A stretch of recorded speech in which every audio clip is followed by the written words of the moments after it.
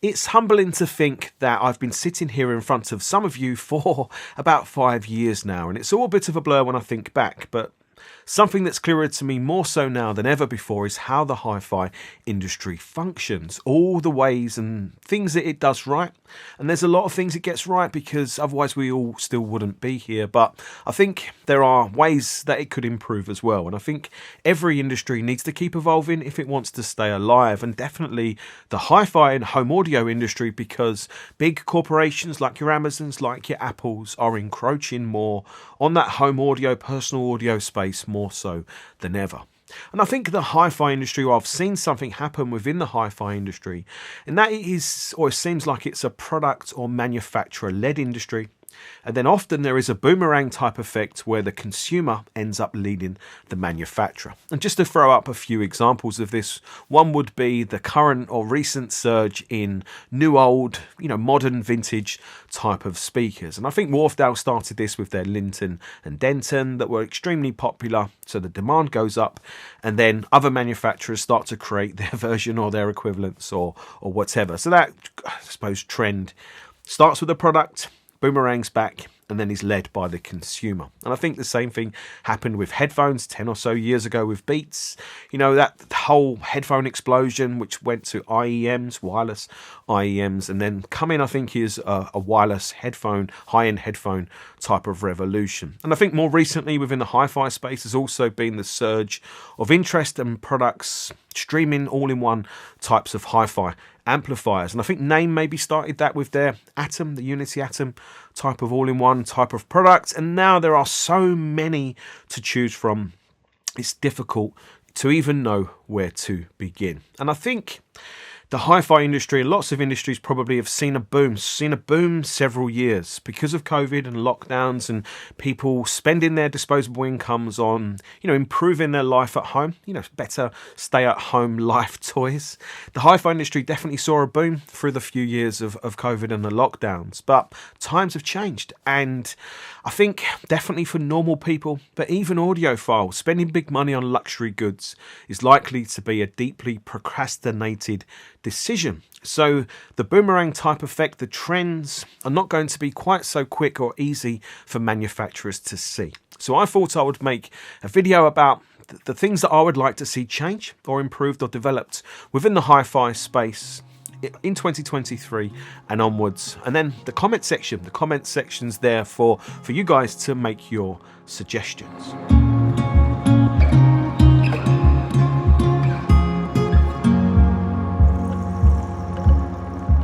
So number one for me would be manufacturers stopping putting headphone amplifiers in every piece of hi-fi equipment. So I would like to see return the defined difference between a hi-fi product and a headphone product. And I think that's largely because I think here, with the products I have here, I could put a system together where there is a headphone amplifier in the source, a headphone amplifier in the DAC, and a headphone amplifier in the amplifier, the integrated amplifier. So that means 3 headphone amplifiers in the system's crazy to begin with. That means me as the customer might have paid for 3 headphone amplifiers in a system. And the crazy part is I might not want to use any of them. And I know this is a behavioural trend, a manufacturing trend that has been going on for decades. And it is quite a conflicting one for me because, one of my earliest audiophile memories is as a child going into my parents' dining room, getting my dad's big chunky headphones, plugging them into his hi-fi system and listening to music on it. That is quite a special, audiophile memory for me. But when I think about my children, and my children are, the customers, the hi-fi customers of maybe not tomorrow, but maybe of future years, they're never ever going to do that. My youngest son is 10 years old. He's already got his own headphones, his own music source in his laptop. My younger son, uses an iPad all the time. So they have their own music sources. They've got their own headphones. So for them, they've got access already to their own audio systems, and they have access to all the music they could ever want to listen to through YouTube, and it's all there for them for free. And my oldest son loves music. He loves listening to music, which makes me very proud, as you can imagine, for a dad of a future audiophile. But when I think about their behaviours, they will never ever want to use my hi-fi system to listen to music as I did when I was a child. So for me, kind of when we're thinking about trends and behaviors, does it make sense to keep following the same path that was put in place maybe decades ago? Nostalgia is not the only reason, or nostalgia is not a reason not to change. And to test this theory, I put out a community poll, and I asked the question: if your hi-fi system has a headphone section, do you use it? How often do you use it? And over half of the over 900 people that voted have never used it. So that's a pretty significant number. I think there was 12% that said they used it when it was new, but they've never used it since. So we're like 60-odd% don't ever use it. I think there was a quarter of the voters that said they use it occasionally or use it sometimes. So to me, they're not going to be the customers that would buy a hi-fi product because it has a headphone amplifier.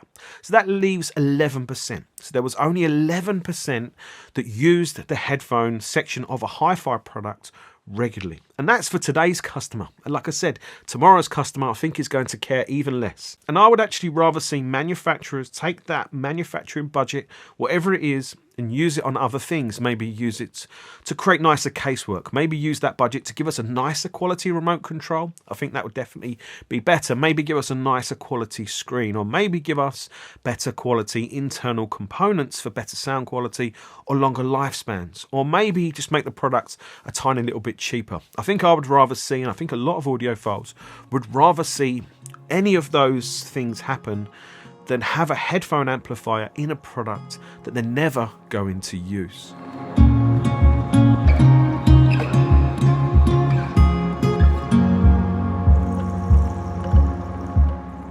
So number 2 for me is with the digital music streamer. I feel like the digital music streamer is now a very, very well developed part of the audio industry. I think it's taken about 10 years, but now we have very high quality products at all price points, more affordable and much more expensive. And I think what that causes is parts of the market to stagnate.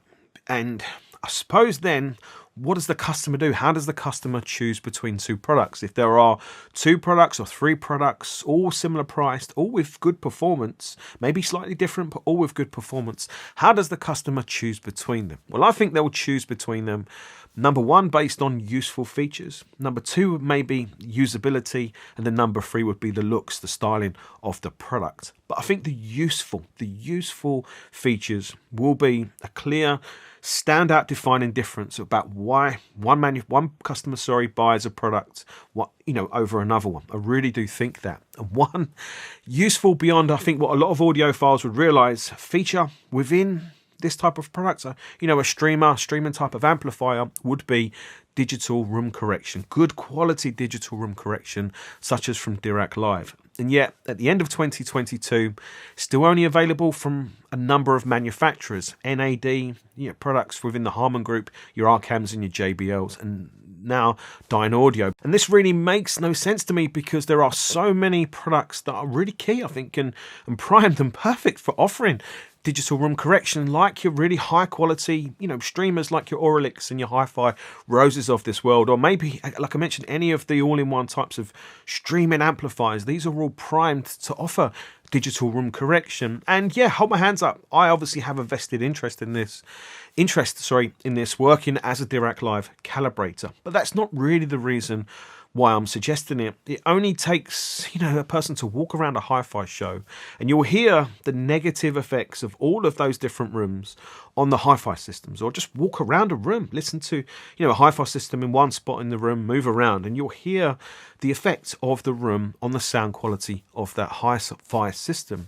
So to think we already have technology which is mostly software driven, DSP driven, that can undo a lot of the negative effects, not all of them, but a lot of the negative effects of a listening room. And this technology exists now. So I think better integration of technology like this. And I think, the hi-fi industry making the most of modern technologies that can fundamentally improve the audio quality for a person. And, let's face it, most audiophiles and definitely normal people, they don't have the luxury of having a dedicated room. They don't have the luxury of being able to fully acoustically treat a dedicated room. Most people are making it work. They're making their hi-fi and audio systems work in the space that they have. And those spaces are not designed for sound. There's no room, I don't think, anywhere that's been designed for sound quality. We're all having to try and make it work the best we can. So I think the hi-fi industry needs to embrace any and all technologies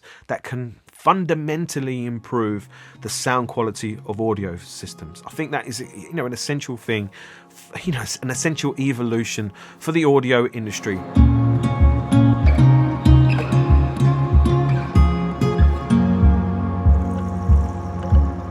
So number 3 for me is I would like to see the hi-fi industry better embrace the YouTube community and the YouTube space. And obviously I say that from a point of vested interest, of course, but I just think, I look at other industries, other large successful industries, they are all embracing the YouTube space. Whereas I feel like even today, the hi-fi industry's still behind in that regard, still not fully embracing what people like me are doing. And I don't say that to take away from any magazine or any website or anything like that. I just feel like, this is a big space that's being developed all of the time. But I understand the challenge of it because I think it's different to a magazine. And websites maybe are more similar, but definitely different to a magazine because anybody can start a YouTube channel. Anybody.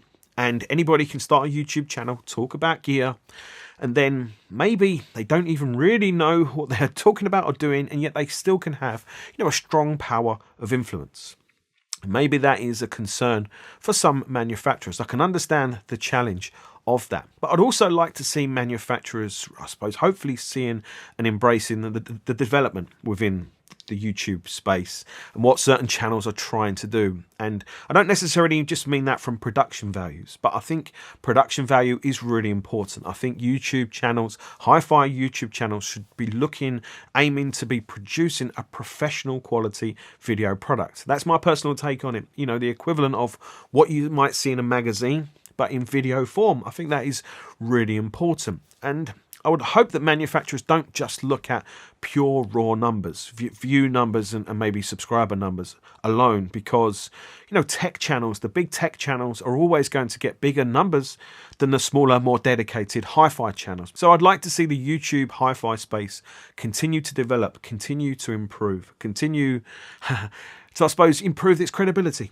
And I think when that happens, obviously more manufacturers will be more interested to come and work in this space. And I think there are so many obvious positive reasons for you to want that as well.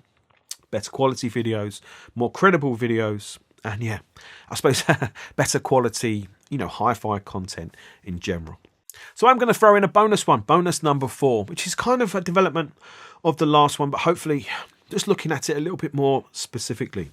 I would like to see within the hi-fi YouTube space, YouTube channels that are run by hi-fi dealers make it very, very clear at the beginning of their videos, crystal clear, that they are a hi-fi dealer, especially if the video that they are creating is called a review.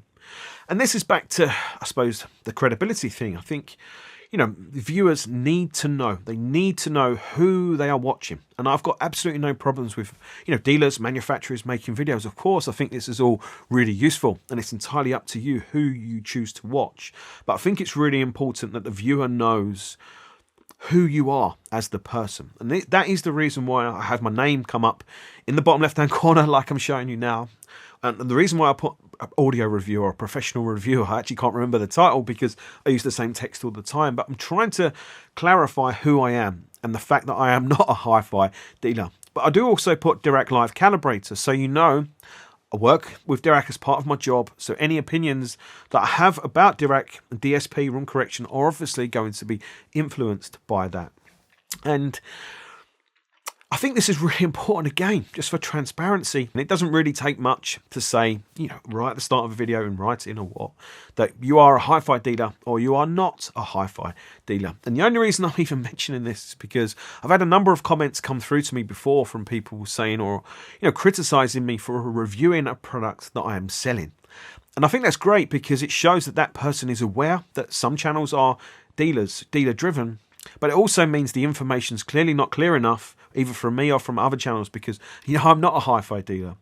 So I just think, for the benefit of everybody, And I really think YouTube should probably make it mandatory, because it's not just this industry. There's lots of other industries that, shops and dealers, run channels. I think they should make it mandatory that, if that is the case, it is made crystal clear to the viewer. So those are my 4 things, 3 and then a bonus one that I would like to maybe see change for the hi-fi industry, or things that I'd like to see developed in the future I think hopefully for the benefit of everybody. But I appreciate they are 4 selfish things. So again, the comments section is open to you. Please be sensible. Please take this opportunity to really think about and explain and describe things that you would like to see, maybe things you'd like to see from me, but definitely what you'd like to see from the hi-fi industry, and definitely what hi-fi products you're interested in. Obviously, I can't guarantee that any manufacturer will watch the video and read the comments, but it's going to be out there for them, because I think there's nothing more useful to them than their customers' opinion, their customers telling the manufacturer what you want, because you are their customers, you are the people that keep their businesses moving forward. And on that note, I'd just like to say, a huge thank you to anybody that's been watching this YouTube channel for any period of time, but especially if you've been watching it since the start, since the early days. I can't thank you all enough. So I hope you've kind of enjoyed this video. I hope you've enjoyed my take on this whole topic. If you've enjoyed it, please hit the thumbs up button. If you'd like to see lots more hi-fi content, please subscribe to the channel. Thanks for watching. I'll see you soon. Take care. Bye.